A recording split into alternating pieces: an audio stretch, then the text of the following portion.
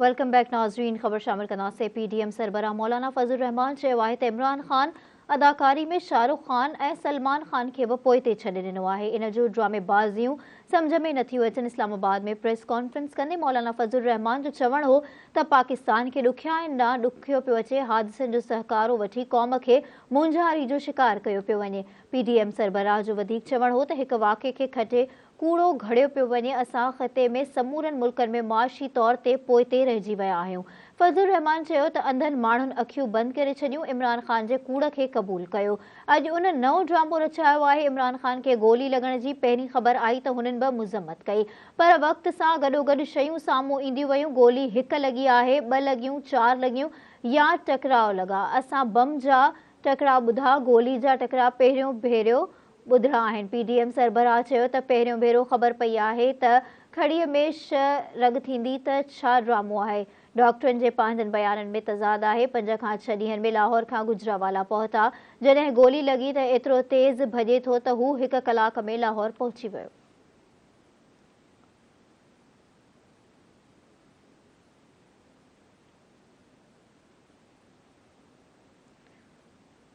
नाज़रीन, हुकूमत रियासत ऐं इदारनि ख़िलाफ़ अवाम खे भड़काइण जे इल्ज़ाम हेठि FIA खे इमरान ख़ान, शाह महमूद कुरैशी ऐं ॿियनि अॻुवाणनि ख़िलाफ़ कार्रवाई जो इख़्तियार ॾेई छॾियो आहे। रिपोर्टनि मूजिबि सोशल मीडिया समेत मेड़ाकनि में हुकूमत, रियासती इदारनि ऐं शख़्सियतुनि ख़िलाफ़ इल्ज़ामनि ऐं प्रोपेगेंडा ज़रिए अवाम खे भड़काइण जे ॾोह में हुकूमत FIA खे पाकिस्तान पैनल कोड जे सेक्शन 505 तहत कार्रवाई जो इख़्तियार ॾेई छॾियो आहे। हुकूमत इन इख़्तियार तहत इमरान ख़ान, शाह महमूद कुरैशी ऐं ॿियनि माण्हुनि ख़िलाफ़ FIA ज़रिए इंक्वायरी कराए कानूनी कार्रवाई अॻिते वधाइण जो फ़ैसिलो कयो आहे।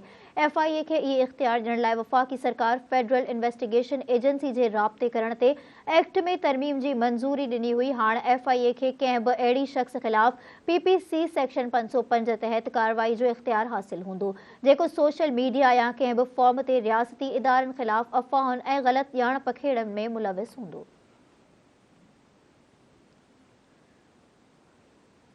मरियम औरंगज़ेब चयो आहे त इमरान ख़ान पंजाब में पंहिंजी हुकूमत हुजण बावजूदि 4 ॾींहनि में कातलाणे हमले जी FIR कटराए न सघियो। मरियम औरंगज़ेब पंहिंजे बयान में चयो आहे त इल्ज़ाम कूड़, ग़लाज़त। पंजाब में पंहिंजी हुकूमत, पंहिंजी पुलिस, पंहिंजी इंतज़ामिया, पर FIR कटिजी न सघी। वफ़ाक़ी वज़ीर जो चवणु आहे त फंड फंडेड फितनो पंजाब इंतज़ामिया खे ग़लति FIR दाख़िल करण लाइ दबाव विझी रहियो आहे ऐं पंहिंजी ख़्वाहिश गैर कानूनी FIR कटराइण जी ज़िद करे बीठल आहे। मरियम औरंगज़ेब जो वधीक चवणो त हक़ीक़ी आज़ादी ॾियारींदड़ वज़ीराबाद थाणे ते 4 ॾींहं गुज़रण बाद बि FIR दाख़िल कराए नाहे सघियो। फंड फंडेड फितनो पुलिस ॾींहं गुज़रण बाद बि FIR दाख़िल कराए नाहे सघियो। फंड फंडेड फितनो पुलिस ऑफिसरनि ते दबाव विझी रहियो आहे। वफ़ाक़ी वज़ीर चयो त इमरान नियाज़ी जी ख़्वाहिश आहे त FIR दाख़िल कराइण लाइ PTI जे ॾंडा बरदान थाणनि ते का बि काह कई वञे।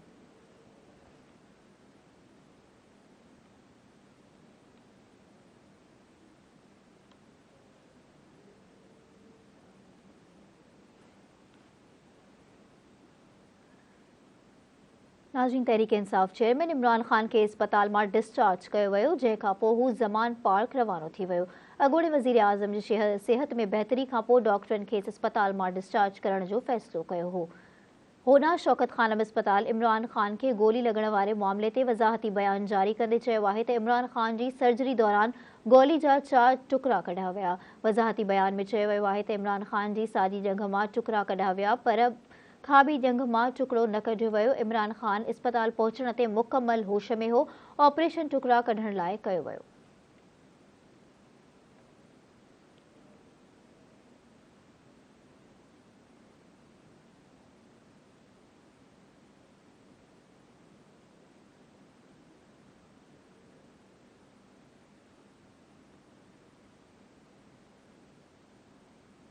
नाज़रीन, वज़ीर आज़म जे कमिश्नर मामलनि बाबति सलाहकार ऐं PP अॻुवाण कमरुज़्ज़मान कायरा चयो आहे त बिना सबूतनि जे इदारनि ते इल्ज़ाम तराशी कई पई वञे। इमरान ख़ान लाॻीतो इदारनि ते इल्ज़ाम मढ़ी रहियो आहे। इस्लामाबाद में प्रेस कॉन्फ्रेंस कंदे कमरुज़्ज़मान कायरा जो चवणु हो त इमरान ख़ान मुल्क जी मईशत खे तबाह कयो। इमरान ख़ान दोस्त मुल्कनि सां लाॻापा ख़राब कया। संदसि वधीक चवणु हो त इमरान ख़ान ते फायरिंग वारे वाक़े जी शफ़ाफ़ जांच थियणु घुरिजे। वज़ीराबाद वाक़े जो हक़ीक़तूं साम्हूं अचण घुरिजनि, पर सोशल मीडिया ते कूड़ खे फैलायो पियो वञे। वज़ीर आज़म जे सलाहकार चयो त इमरान ख़ान पाकिस्तान जे परॾेही पॉलिसी सां खेॾाड़ करे रहियो आहे। सभु इन ॻाल्हि ते परेशान आहिनि त ख़ान साहब आख़िरकार छा थो चाहे। कमरुज़्ज़मान कायरा वधीक चयो त जमहूरियत ॻाल्हियुनि ज़रिए हलंदी आहे, डेड लॉक सां न। शर्तुनि ते न पर मुतालबनि ते ॻाल्हियूं थींदियूं आहिनि। पीपल्स पार्टी फ़िक्री तब्दीली जी हामी आहे।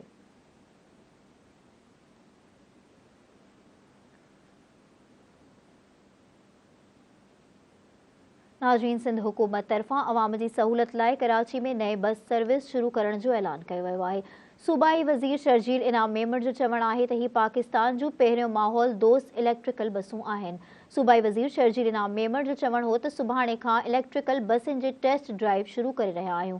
संदसि चवणु हो त इलेक्ट्रिकल बसियुनि जी शुरू थियण सां अवाम खे तमामु घणी सहूलत मिलंदी।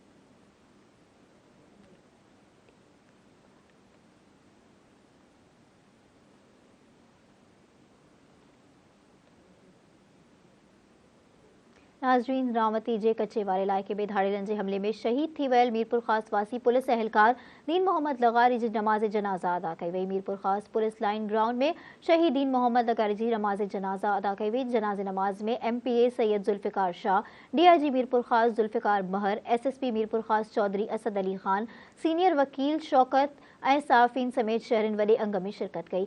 नमाज़ जनाज़ा बाद शहीद जो मड़ संदसि अबाणे ॻोठ बोरजी नियो वियो, जिथे मिटीअ मां हवाले कयो वेंदो।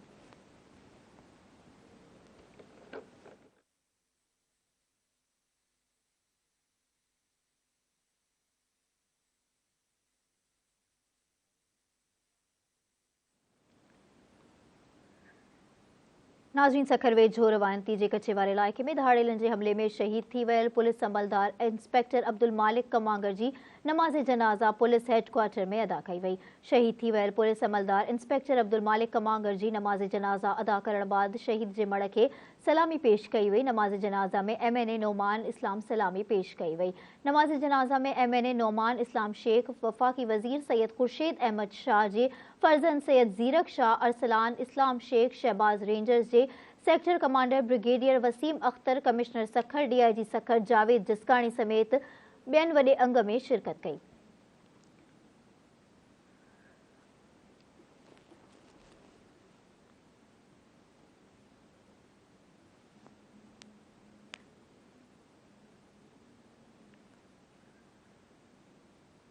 ख़बर शामिल कंदासीं। नाज़रीन, घोटकी वेझो पुलिस पारां कार्रवाई दौरान अगवा थी वियल नौजवान खे बाज़ियाब कराइण जी दावा कई वई आहे। नौजवान खे बाज़ियाब करण जी दावा कई वई आहे।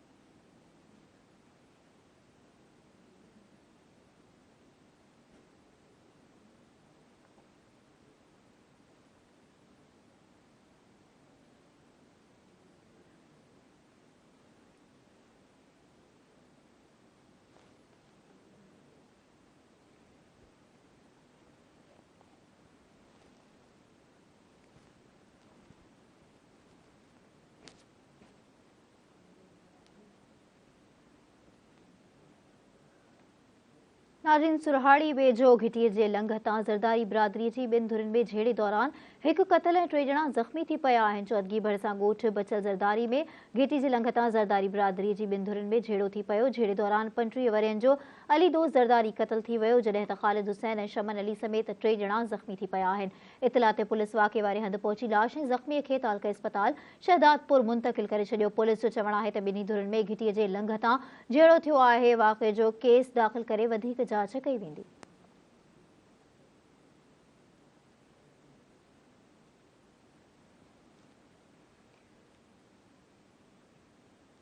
नाज़रीन, बख्शापुर वेझो जवाबदार पारां 4 वरियनि जे मासूम नीगर सां मुबैना बदफ़ेली करण ख़िलाफ़ वारसनि पारां एहतजाज कयो वियो आहे। मौलवी दड़ो में जवाबदार पारां बदफैली बाद मासूम नींगर के गणती जोगी हालत में लाड़काणे अस्पताल मुंतकिल कियो वियो। इन मौके ते नींगर जे चाचे मोहम्मद हनीफ छजण जो चवण हो त जवाबदार नसीर अहमद छजण भाइटे खे ज़बरदस्ती बदफैली जो निशानो बणायो। नींगर जी रड़नि ते जवाबदार मौके तां फरार थी वियो आहे।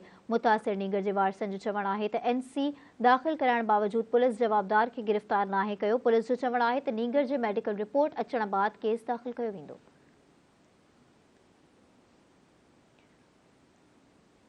खबर शामिल कंदासीं। नाज़रीन, कराची में मच्छर कॉलोनी वाक़े ख़िलाफ़ एहतजाज कयो वियो आहे।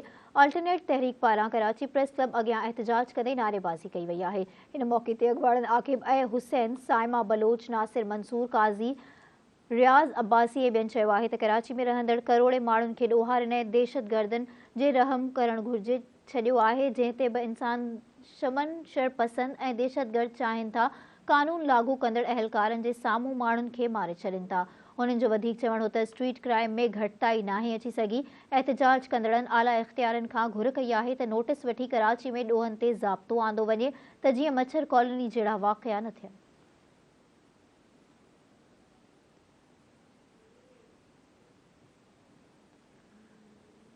नाज़रीन, कराची में पाक फ़ौज जी हिमायत में कराची मुहिब वतन यूथ ऑफ पाकिस्तान पारां रैली कढी वई।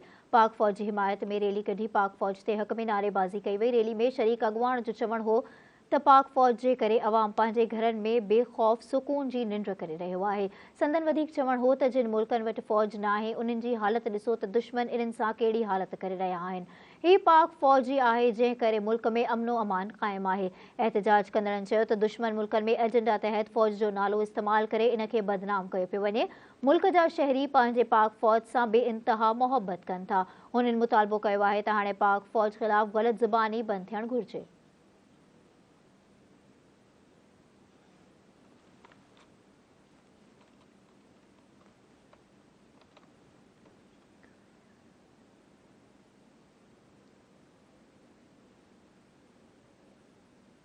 नाज़रीन, सिंध में डेंगी वायरस विघे वधीक हिकु ॼणो फौत थी वियो आहे, जॾहिं त 148 नवां केस रिपोर्ट थिया आहिनि। सिंध जे सिहत खाते पारां सूबे में डेंगी वायरस बाबति गुज़िरियल 24 कलाकनि जी जारी कयल रिपोर्ट मूजिबि सूबे में गुज़िरियल 24 ॾींहं दौरान डेंगी वायरस में वरितल हिकु ॼणो फौत थी वियो आहे, जंहिं खां पोइ डेंगी विघे फौतियुनि जो अंग वधी 58 थी वियो आहे। सिहत खाते मूजिबि गुज़िरियल 24 कलाकनि में डेंगी वायरस जा वधीक 158 केस रिपोर्ट थिया आहिनि, जंहिं खां पोइ हींअर ताईं डेंगी जा मजमूई केसनि जो अंग वधी 19,914 थी वियो आहे। रिपोर्ट मूजिबि कराची डिवीज़न में 97, हैदराबाद डिवीज़न में 91 ऐं मीरपुर ख़ासि डिवीज़न में 11 डेंगी वायरस जा केस ज़ाहिर थिया आहिनि। सिहत खाते जो चवणु आहे त सखर डिवीज़न में 7 केस, शहीद बेनज़ीराबाद ऐं लाड़काणे डिवीज़न में हिकु डेंगी वायरस जो केस रिपोर्ट थियो आहे। कराची जे सेंट्रल ज़िले में 27, ओभर 24, कोरंगी ऐं मलीर में 12 केस ज़ाहिर थिया आहिनि। अहिड़ी तरह ओलह ज़िले में 11 केस, ॾखण ज़िले में 8 ऐं क्यामाड़ी ज़िले में 3 डेंगी वायरस जा नवां केस रिपोर्ट थिया आहिनि।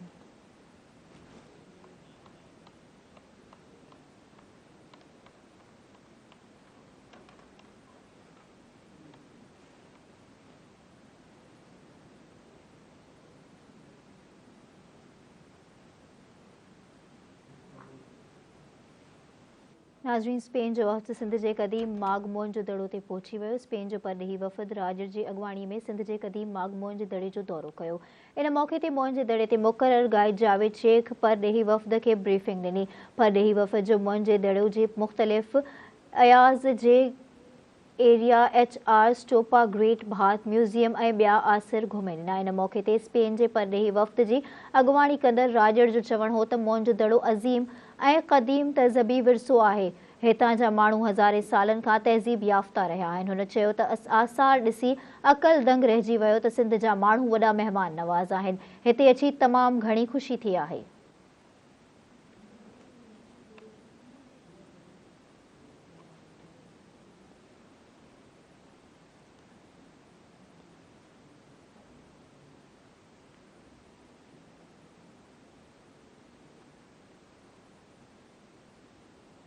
नाज़रीन, शिकारपुर वेझो ॻोठ मोहम्मद इब्राहिम सूमरो में पाकिस्तान किसान मज़दूर तहरीक पारां मौसमी सामरिजात ख़िलाफ़ ऐं ख़ुराक जी ख़ुद मुख़्तियारी लाइ जदोजहद जे उनवान हेठि इजलास मुनक़िद कयो वियो आहे। इजलास खे ख़िताब कंदे तहरीक जे अॻवान हाकिम गुल चयो आहे त अॼु आलमी बुख जा अंग अखर बुलंद तरीन सतह ते पहुची चुका आहिनि। 2021 दौरान सॼी दुनिया में तक़रीबन 2.3 बिलियन माण्हुनि ग़िज़ाई खोट जो शिकार थी रहिया आहिनि। हुन चयो त 2021 में लॻभॻि 83 मिलियन माण्हुनि बुख जो शिकार रहिया। जुलाई में 2022 में 82 मुल्क सख़्त खुराक जे अदम तहफ़ुज़ जो शिकार थी रहिया आहिनि। हुन चयो त पाकिस्तान इन्हनि 10 मुल्कनि में शामिल आहिनि जेके मौसमियाती तब्दीलियुनि सबबि सभ खां वधीक मुतासिर थियो आहे। हुन जो वधीक चवणो त इंसानी हक़नि लाइ गॾियल क़ौमुनि जे इदारे इशारो ॾींदे चयो आहे त ईंदड़ 3 महीननि में लॻभॻि 5.7 मिलियन ॿोॾ मुतासिरनि खे खुराक जे संगीन बहिरान खे मुंहुं ॾियणो पवंदो। इजलास में अॻवाणनि चयो आहे त हीउ बुख बदहाली साम्राज पारां पैदा कयल मौसमियाती बहिरान जे करे आहे। सिर्फ़ पाकिस्तान में मूनसून ते ताज़ी बरसातुनि जे नतीजे में 8 मिलियन एकड़ खां वधीक बीठल फसल तबाह थी विया आहिनि। हुननि चयो त बरसातुनि सबबि लखें ढोर कणक जो वॾो ज़ख़ीरो ऐं जानवरनि जे गाह खे तबाह करे छॾियो आहे। इजलास में पाकिस्तान किसान मज़दूर तहरीक जे अॻवाणनि, सियासी समाजी अॻवाणनि, शहरनि ऐं ॿियनि वॾे अंग में शिरकत कई आहे। नाज़रीन, शाहपुर जहानिया जी शुगर मिल इंतज़ामिया जी नाजाइज़नि ख़िलाफ़ शागिर्दनि ऐं उस्तादनि पारां एहतजाजी मुज़ाहिरो कयो वियो आहे। उस्तादनि बचल डाहिरी, मुरीद लगारी, नूर हुसैन लाखो, एजाज़ बुघियो, वक़ार डाहिरी, अफ़साना लगारी ऐं कूंज मलाह जी अॻवाणनि में शुगर मिल्स इंतज़ामिया पारां स्कूल के ख़िलाफ़ एहतजाजी मुज़ाहिरो कयो आहे। मुज़ाहिरीन जो चवणु आहे त शुगर मिल जा बाअसर सरमाईंदड़ ऐं इंतज़ामिया स्कूल जो 4 एकड़ 23 घंटा प्लॉट ते कब्ज़ो करण ऐं फॿाइण चाहे थो। हुननि चयो त शुगर मिल इंतज़ामिया हाई कोर्ट मां केस हाराइण बावजूद सुप्रीम कोर्ट इस्लामाबाद पहुची वई आहे। हुननि चयो त गवर्नमेंट बॉयज़ हाई स्कूल में पढ़ंदड़ 850 शागिर्द ऐं शागिर्दियाणियुनि जो मुस्तक़बिल दाग़ ते लॻल आहे।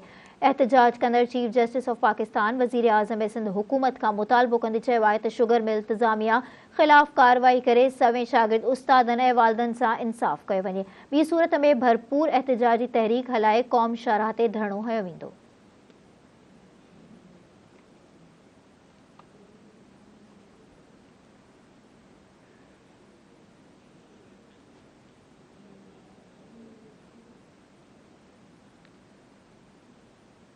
नाज़रीन, गौसपुर में IBA टेस्ट पास उम्मीदवारनि पारां मुतालबनि जी मनता लाइ रैली कढी एहतजाज कयो वियो आहे। सैयद सरफराज़ शाह, गुल हसन उगाही ऐं इम्तियाज़ डोमकी जी अॻवाणी में मुतालबनि जी मनता लाइ प्रेस क्लब ताईं रैली कढी एहतजाज कयो वियो आहे। इन मौक़े ते अॻवाणनि मीडिया सां ॻाल्हाईंदे चयो त ज़िले कश्मीर में तालीम खाते जे करप्ट ऑफिसरनि पैसनि एवज़ ॿियनि माण्हुनि खे ऑफर ऑर्डर ॾेई छॾिया आहिनि। हुननि चयो त बाअसरनि जी पेट भराई सबबि करप्ट ऑफिसरनि ख़िलाफ़ का बि कार्रवाई नाहे थी रही। मुज़ाहिरीन हुननि तालीम खाते जे आला अमलदारनि खां मुतालबो कंदे चयो आहे त संदन जाइज़ मुतालबा पूरा करे पखड़ियल बेचैनी ख़तम कई वञे।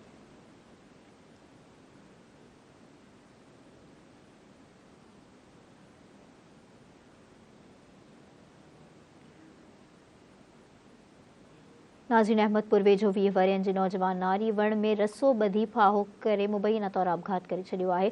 ॻोठ तलो भांडो नौजवान नारी नाज़िया धीअ गुलबहार मेतलो खजीअ जे वण में रओ ॿधी ख़ुदकुशी करे छॾी। इतला ते अहमदपुर पुलिस वाक़े वारे हंधि पहुची नारी जो लाश तहवील में वठी ज़रूरी कार्रवाई लाइ पीरजो ॻोठ इस्पताल मुंतक़िल करे छॾियो आहे। फौती नारी जे वारिस कुर्बान अली मेतलो ॿुधायो त नारी जो ज़हनी तवाज़ुन दुरुस्त न हो, जंहिं करे हुन अहिड़ो क़दम खंयो आहे। पुलिस जो चवणु हो त नारीअ जी आपघात करण जे मामले बाबति जांच करे रहिया आहियूं।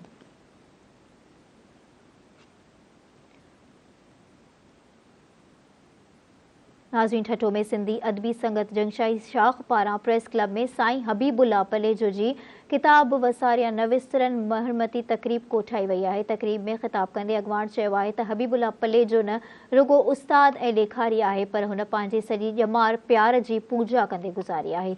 हुननि चयो त हबीबुल्ला पलेजो औरतुनि जी आज़ादी ऐं ख़ुदि मुख़्तियारी जो पोलिंग आहे, जंहिं औरतुनि जी आज़ादी ऐं ख़ुदि मुख़्तियारीअ जी शुरूआति पंहिंजे घर मां कई आहे। तक़रीब में हबीबुल्ला पलेजो अदीब ऐं लेखक इंजीनियर उभायो खुश्क औरत अॻवान हूर निसा पलेजो, इक़बाल जाखरो, शारा गुल, बीबी शाह, राबिया पलीजो, रमज़ान मेमण, कादिर पवर ऐं ॿियनि ख़िताब कयो।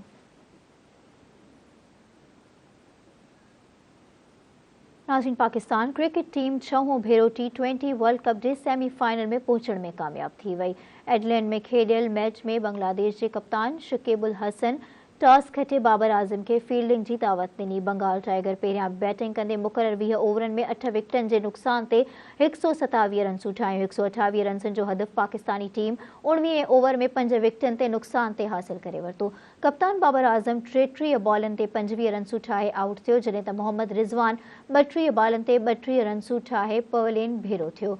मोहम्मद नवाज़ 4, मोहम्मद हारिस 31 ऐं इफ्तिखार अहमद 1 रन्स ठाहे आउट थियो। शान मसूद 24 रन्सनि सां नॉट आउट रहियो। बांग्लादेश तरफ़ां नसूम अहमद, शकीब उल हसन, मुस्तफ़िज़ुर रहमान ऐं इबादत हुसैन हिकु विकेट हासिल कई। इन खां अॻु एडलेड जे मैदान में खेॾियल मैच नीदरलैंड ॾखण अफ्रीका खे 13 रन्सनि सां अपसेट शिकस्त ॾिनी।